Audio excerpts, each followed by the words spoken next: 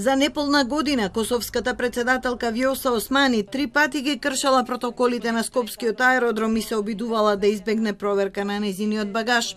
ВМРО ДПМН објави делови од полициските записници за 16 септември и за 9 октомври минатата година. И во двата случаи косовската делегација се повикала на дипломатскиот имунитет на председателката и одбила нејзиниот личен багаж да ја помине контролата на скенерот. Но капетанот на летот и представникот на Croatia Airlines се повикале на меѓународните стандарди и на националната програма за безбедност, според кои таа нема да биде прифатена на летот без проверка на багажот. ВМРО ДПМН тврди дека тогаш МВР молчало, а СДСМ и ДУИ биле на услуга на кршењето на законите, додека сега МВР поднесе кривична пријава за обезбедувањето на спикерот Гаши.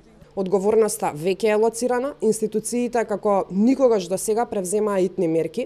Сега граѓаните сведочат дека има кривични пријави за разлика од минатото и да подсетиме дека имаше времења кога пајаци од градски паркинг удираа полициски работници и никој со прст не мрдаше и десетици случаи од ваков тип на непостапување и безредие беа секојдневие во владата на ДУИ и СДС. ВМРО ДПМН не гледа одговорност и кај спикерот Гаши, кој го испрати своето обезбедување да ја смири ситуацијата на аеродромот.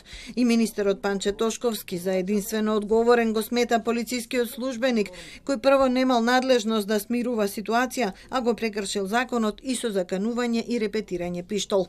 Опозицијските партии имаат сосема спротивен став. СДСМ го повика премиерот Мицкоски да го разреши Гаши, откако полицискиот извештај констатира дека спикерот издал незаконска наредба. Малку требаше за Мицкоски да си ги погази ветувањата дека секој функционер кој се огрешил ќе одговара. Тоа ќе важи само за обичните граѓани, не и за политичарите од неговата коалиција. Мицкоски коленичи пред Гаши. Ова е класично замижување пред правдата со цел да се спаси коалицијата. Се она за што ВМРО ДПМН го обвинуваше СДСМ, сега го прави во двојно поголеми размери. За владеачката вреди, инцидентот и барањето одговорност од Гаши е хистерија и конструкција.